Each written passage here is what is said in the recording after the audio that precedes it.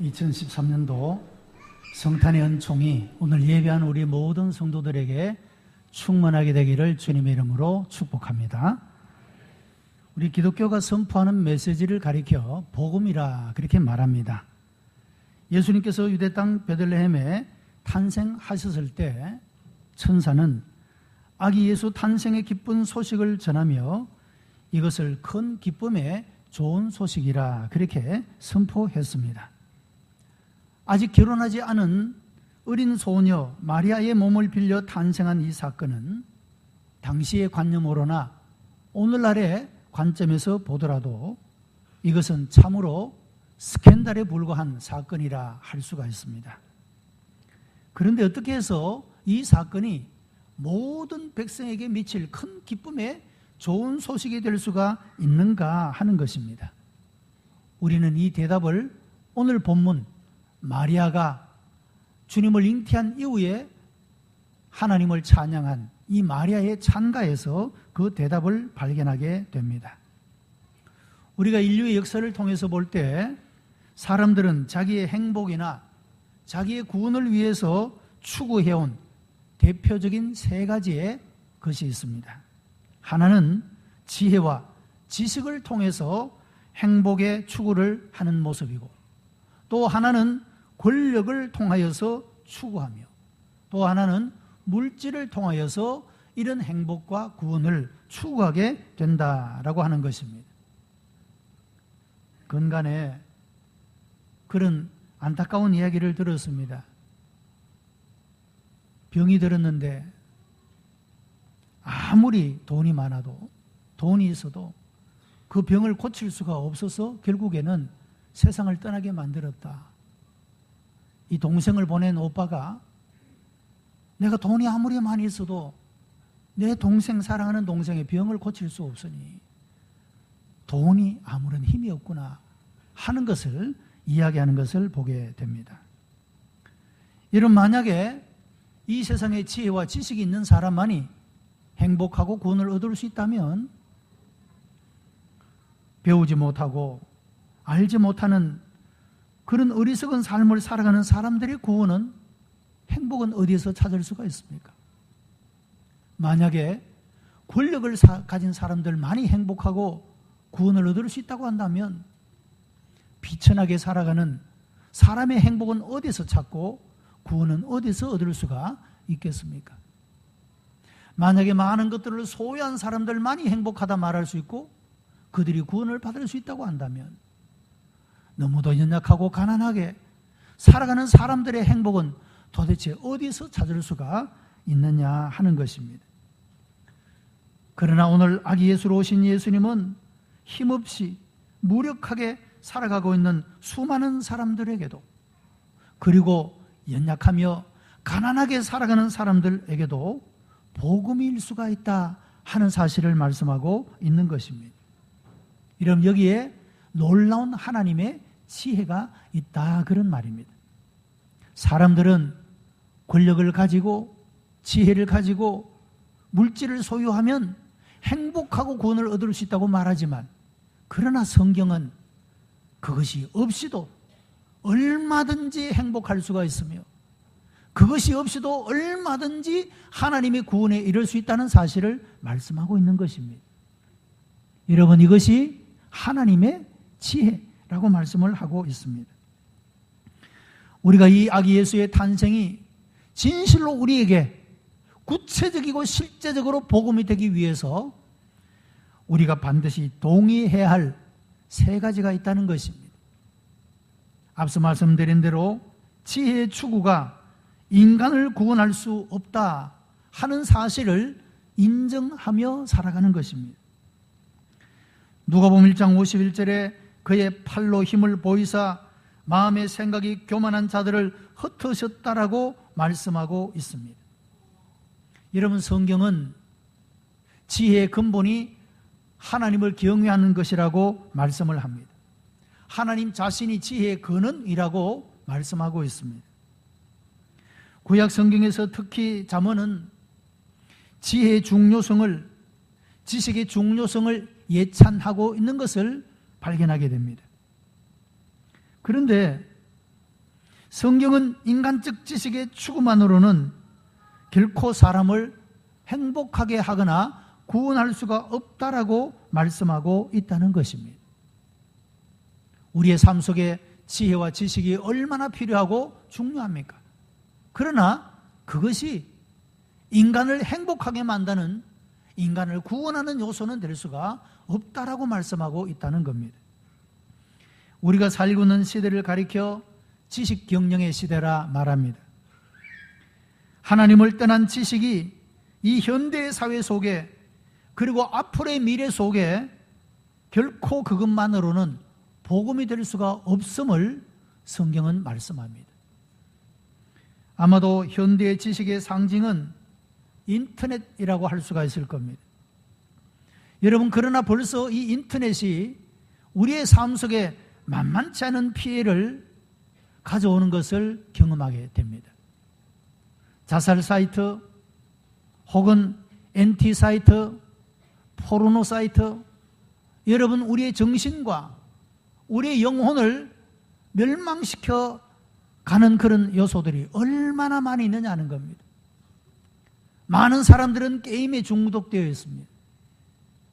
이 인터넷이 우리의 삶을, 많은 정보를 세계가 지구촌이 되게 하는, 우리의 이웃이 되게 하는, 가깝게 만드는 이런 역할이 있지만 동시에 이것이 우리의 영혼과 우리의 정신을 얼마나 많이 황폐화시키고 우리의 삶을 피폐하게 만드는가 하는 것을 경험하는 사람들이 많지 않느냐 하는 것입니다. 지식의 오욕 내지는 지식의 악용의 이런 현장들을 우리가 경험하며 살아간다는 겁니다. 그런데 이것은 사실은 현대에만 있는 것이 아니라 인류 역사에 처음부터 있어 왔던 것을 보게 됩니다. 여러분, 사단이 에덴 동산에서 아담과 하와를 유혹할 때 동산 중앙에 있는 실과의 나무를 그들이 따먹도록 유혹할 때 아담과 하와가 그 동산 중앙에 있는 하나님이 금지하신 그 열매를 바라볼 때 범직하고 지혜롭게 할 만큼 탐스러웠다, 그렇게 말하고 있지 않습니까? 뭔가 이 과일을 먹으면, 하나님이 금지해 놓으신 이것을 먹으면 내가 지혜롭게 될 것 같다, 그런 생각을, 그런 유혹을 받게 되었다고 하는 것입니다. 여러분, 이때부터 하나님을 떠난 지식은 이미 멸망을 가져오는 악이었던 것을 성경이 말씀하고 있다는 겁니다. 인류의 처음의 시작으로부터 오늘날에 이르기까지, 그리고 앞으로의 역사가 진행되어가는 모든 그 과정 동안에도 사람들은 지혜를 가지고 지식을 가지면 행복하고 구원을 얻을 줄로 생각하지만, 그러나 결코 하나님을 떠난 지식과 지혜는 사람에게 행복도 가져다 줄 수가 없고 사람을 구원해 줄 수도 없다라고 하는 것입니다. 바울 사도는 고린도전서 1장 21절에서 이 세상이 자기 지혜로는 하나님을 알지 못하는 거로 그렇게 말씀을 합니다. 하나님께서는 오히려 전도에 미련한 것으로 사람들을 구원하기를 기뻐하셨다라고 말씀하고 있다는 것입니다. 여러분, 오늘날 이 지식 사회 속에서 예수님을 믿으면 구원을 얻고 삶이 달라질 것입니다, 이 복음의 접근이 얼마나 어리석어 보이고 무지해 보이는지 모릅니다. 그러나 성경은 이런 전도에 미련한 것으로 사람들을 구원하신다고 말씀하고 있다는 것입니다. 고린도전서 1장 18절에는 십자가의 도가 멸망당하는 사람들에게는 미련해 보이는 것이지만 구원을 얻는 우리들에게는 하나님의 능력이 된다라고 말씀하고 있는 겁니다. 하나님을 떠난 지식, 성령에 의해서 인도되지 못하는 지식은 인생을 교만하게 하고 결국에는 넘어지게 만들고 결국에는 멸망하게 만든다고 하는 것입니다. 여러분, 참된 지식의 활용은 어떤 것입니까? 겸손한 마음으로 잘 알지 못하는 사람을 깨우쳐 그들도 풍성한 삶을 누리도록 만들어주는 것이 참된 지식입니다. 지혜자요 참된 지식자의 모습이라고 하는 겁니다. 내가 누군가보다 좀 더 많이 알기 때문에 교만하고 그것 때문에 다른 사람을 무시하고 멸시한다면 그것은 곧바로 자기를 교만하게 만드는 죄악이 되며 그것은 자기를 넘어지게 만드는 요소가 되어져 버릴 수밖에 없다라고 하는 겁니다. 여러분, 이와 같이 하나님을 떠난 지식은 아무것도 아니라고 하는 것입니다. 오늘 마리아는 말하기를 하나님은 이렇게 마음의 생각이 교만한 사람들을 흩어놓으신다라고 말씀하고 있습니다. 여러분, 마리아의 선택에 나타난 하나님의 신비를 한번 생각해 보십시오. 지식이 행복의 길이라, 만약에 지식이 구원의 길이라면 나사렛 땅이나 베들레헴이 아니라 예루살렘에 가면 공부를 많이 한 허단 랍비들이 존재하고 있었습니다. 그러나 하나님은 결코 그들을 선택하지 않았다고 하는 겁니다. 인류를 구원하는 메시아의 탄생의 도구로 이 마리아가 고백하고 있는 바와 같이 아무런 알려지지 않는 동네, 비천한 동네, 배움도 별로 없는 동네, 그런 동네에서 있었던 이 마리아를 선택하여서 하나님의 구원의 역사를 일으키고 있다라고 하는 것입니다. 그러므로 지식이 대답이 아니라고 고백할 수 있는 사람들에게 예수 그리스도의 성탄은 진실로 나에게 복음이 될 수가 있다라고 하는 겁니다. 지식이 없어도, 지혜가 없어도 예수 그리스도를 구주로 믿는 사람들, 이 사람들에게는 행복이 있고 구원이 있다는 사실을 마리아가 이 찬가를 통하여 우리에게 말씀해 주고 있다는 겁니다. 두 번째는 권력의 추구가 인간을 행복하게 하거나 구원할 수 없다는 사실 또한 우리가 동의해야 합니다. 유명한 철학자인 니체는 인간의 생존을 붙들고 지배하는 가장 중요한 의지 가운데 하나가 권력의 의지라고 말하고 있습니다. 여러분, 권력은 정치가들만이 쟁취하고자 하는 것이 아니라고 하는 겁니다. 이 권력은 가정에서도 그런 갈등이 있고, 여러분, 우리의 직장 생활에서도, 심지어는 교회 안에서도 권력의 추구에 대한 갈등들이 나타나고 있는 모습을 볼 수가 있습니다. 예전에는 곳간의 열쇠를 누가 지느냐, 그것으로 고부간의 갈등을 일으켰습니다. 요즘에는 새로운 모습으로 고부간의 갈등들을 겪고 있는 모습을 보게 됩니다. 그것도 일종의 누가 우선권을 지느냐, 누가 좀 더 우위를 차지하느냐라고 하는 권력의 추구의 모습이라 할 수가 있습니다. 결혼하는 젊은이들을 향하여 친구들이 충고하는 것 가운데 하나가 뭡니까? 야, 처음부터 잡히면 안 된다.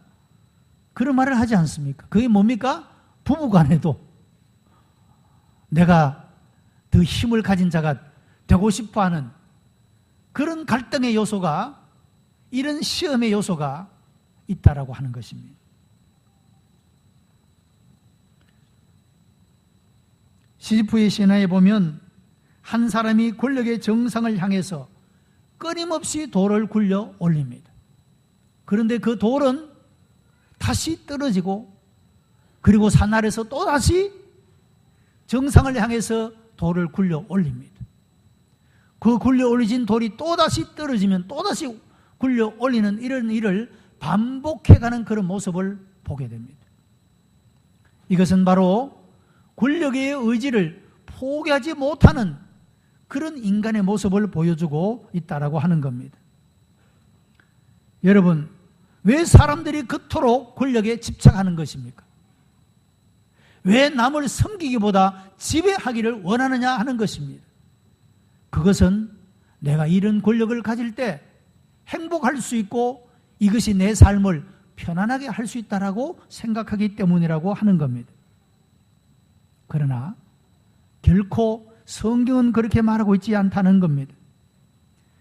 마리아는 오늘 본문 52절에 권세 있는 자를 그 위에서 내리치셨으며 비천한 자를 높이셨고 라고 말씀을 하고 있습니다.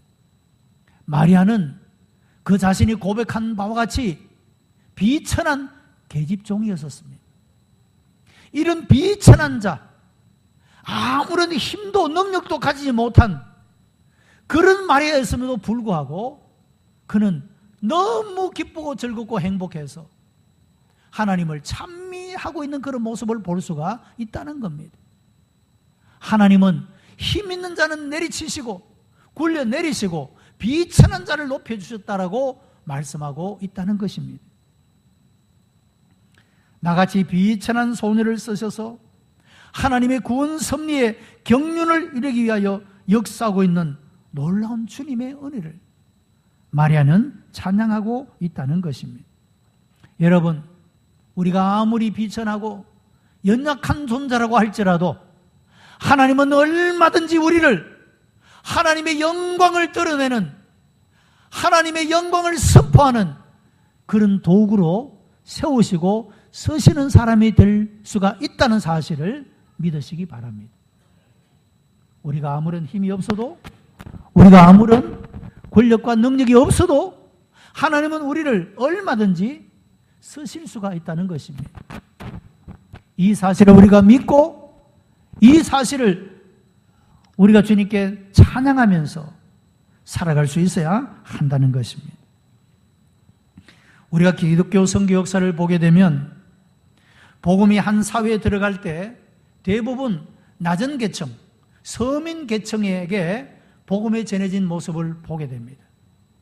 예외적으로 높은 계급에 속한 사람들에게 전해지는 경우가 있기는 해도 일반적으로 대부분 낮은 계층에 있는 사람들에게, 비천한 사람들에게, 힘이 없는 사람들에게 이 기독교의 복음이 희망이 되고 능력이 되어지는 그런 모습을 얼마든지 볼 수가 있다라고 하는 겁니다. 저들은 그런 가운데서 복음을 받아들이고 이 복음으로 말미암아 깨우침을 얻게 되고 희망을 품게 되고 그리고 그들을 하나님이 높이시고 세우시고 역사하시는 은혜들을 경험하게 되는 것을 보게 되는 것입니다. 고린도서 1장 27절에 세상에 미련한 것들을 택하사 지혜 있는 자들을 부끄럽게 하시고 약한 것들을 택하사 강한 자들을 부끄럽게 하시고 없는 것들을 택하사 있는 것들을 폐하시는 하나님이라고 선포하고 있습니다. 여러분, 이것이 바로 하나님의 지혜입니다. 권력이 해결이 아니고 행복이 아니라 구원의 길이 아니라를 사실을 깨달은 사람, 이 사람들에게는 이 예수 그리스도의 오심이 진실로 기쁜 소식이 될 수가 있다는 겁니다. 나와 같이 힘없고 비천한 사람도 예수 그리스도로 말미암아 행복할 수가 있고 구원받을 수가 있다는 메시지이기 때문이라고 하는 것입니다.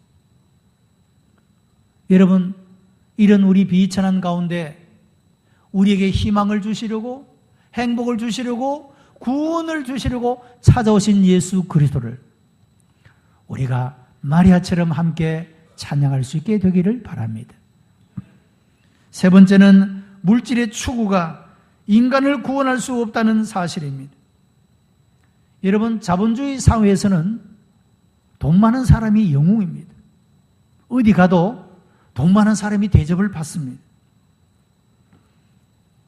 그러나 돈이 결코 행복할 수가 없고 돈으로 구원받을 수가 없다는 사실을 성경은 말씀하고 있다는 겁니다. 여러분, 돈으로 우리가 좋은 침대를 살 수가 있을 겁니다. 그러나 달콤한 잠을 살 수는 없습니다. 돈으로 우리가 건강기구는 살 수가 있을지 모르지만 건강 자체를 살 수는 없는 것입니다. 돈으로 고가의 금 십자가를 살 수가 있을지는 모르지만 돈으로 구원을 살 수는 없는 것입니다. 오히려 때때로 물질에 대한 탐심은 우리가 구원의 길을 걷는 그것을 방해하고 우리로 하여금 오히려 멸망에 빠지는 장애 요소가 되고 있음을 경험하게 된다라고 하는 것입니다. 누가복음 1장 53절에서 마리아는 이렇게 찬양합니다. 줄인 자를 좋은 것으로 배불리셨으며 부자를 공수로 보내셨도다. 빈손으로 보냈다는 말입니다. 줄이는 자는 오히려 좋은 것으로 받을 수가 있지만 가진 자는 가진 것 때문에 하나님을 소유할 수 없는 비극, 그래서 부자는 빈손으로 갈 수밖에 없다라고 말하고 있는 것입니다. 그는 세상에 많은 것들을 소유하고 있다고 생각했지만 가장 중요한 것을 소유하지 못했습니다. 주님이 주시는 행복을 갖지 못하고 주님이 주시는 구원을 가질 수가 없어 그는 빈손으로 세상을 떠날 수밖에 없는 존재라고 말씀하고 있다는 겁니다. 여러분, 성경은 물질 그 자체를 악으로 정죄하지는 않습니다. 다만 돈을 사랑하는 것이 일만 악의 뿌리가 된다라고 말하고 있다는 것입니다. 여러분, 내가 돈을 사용하는 것이 아니라 돈이 나를 지배하기 시작할 때 그때부터 돈은 우상이 되어져 버리고 만다라고 하는 겁니다. 내가 돈을 지배하고 삽니까? 돈이 나를 지배하고 삽니까? 여러분, 돈이 결코 우리의 삶을 행복하게 하거나 우리를 구원할 수 없다는 사실을 동의해야 한다는 겁니다. 우리가 그렇게 믿고 살아가야 한다는 겁니다. 이것이 바로 예수 그리스도의 성탄이 오늘 우리들에게 말씀하고 있는 교훈 가운데 하나가 된다라고 하는 겁니다. 여러분, 얼마나 많은 사람들이 돈에 대한 욕심들 때문에 없어서가 아니라 많이 가졌음에도 불구하고 더 많이 가지려는 욕심 때문에 그들의 삶이 추락하고 삶이 추해지고 사람들에게 부끄러움을 당하는 일들이 얼마나 자주 발생합니까?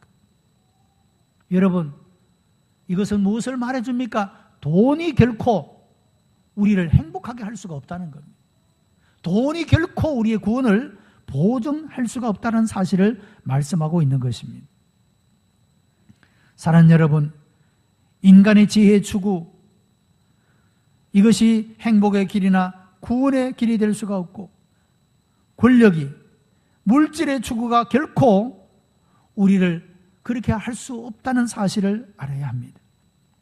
하나님께서는 우리를 구원하시기 위하여 그 아들 예수 그리스도를 이 땅에 오시게 하셨다는 사실, 이 성육신의 사건은 행복과 구원을 가져다 주는 복음이라고 말씀하고 있습니다. 온 백성에게 미칠 큰 기쁨의 좋은 소식이라고 말씀하고 있다는 겁니다. 이제 우리 모두가 그분 앞에 엎드려 주 예수님, 주님이 그리스도이시며 구주이시며 나의 소망이시며 나의 행복이십니다. 여러분, 이런 고백을 드리며 찬양할 수 있게 되기를 바랍니다. 예수 그리스도를 소유하고 그리스도를 믿는 사람에게만 참된 구원이 있습니다. 여러분, 이것이 바로 육신의 몸을 입고 이 땅에 오신 예수 그리스도가 우리에게 말씀하고 있는 복음의 기쁜 소식이라고 하는 겁니다. 지식이 없어도 괜찮습니다. 권력이 없어도 괜찮습니다. 돈이 없어도 괜찮습니다. 성육신하신 예수 그리스도를 나의 구주로 믿고 살아가는 사람, 그 사람에게는 세상이 주지 못하는 하나님이 주시는 평화가 있고 행복이 있을 줄로 믿습니다. 세상이 그 어떤 것으로도 줄 수 없는 하나님의 구원이 바로 그곳에 있다는 겁니다. 여러분, 이것이 성육신의 사건이고, 그래서 이것이 온 세상의 모든 사람들에게 큰 기쁨의 좋은 소식이 된다는 겁니다. 우리 모두가 함께 이 성탄의 기쁨을 누리며 또한 이 성탄의 아름다운 복음을 다른 사람들에게 증거하여 그토록 목말라 하고 애타게 찾는, 그러나 방향이 잘못되어진 권력의 추구와 돈의 물질에 대한 추구와 지식을 추구하는 세상의 사람들을 향하여 그것이 결코 우리를 행복하게 하고 구원 얻게 하는 것이 아니라 예수 그리스도의 복음이, 예수 그리스도가 우리에게 대답이 된다는 사실을 증거함으로 많은 사람들이 진정으로 예수 그리스도의 오심 이 성탄이 그들에게도 기쁜 소식이 되어지는 이런 은혜가 일어나게 되기를 주님의 이름으로 축복합니다. 기도하십시오. 은혜가 풍성한 하나님 감사합니다. 독생자 예수 그리스도를 보내시어 우리같이 비천한 자에게도 가난하고 연약하며 무능한 자에게도 행복이 있고 구원이 있음을 말씀해 주시니 감사합니다. 이 예수 그리스도 안에서 세상이 주지 못하는 이런 행복과 하나님의 구원을 날마다 체험하며 주님의 이름을 찬미하며 살아가는 마리아처럼 복된 사람들이 되게 역사해 주시옵소서. 구주 예수 그리스도의 이름으로 기도드리옵나이다. 아멘.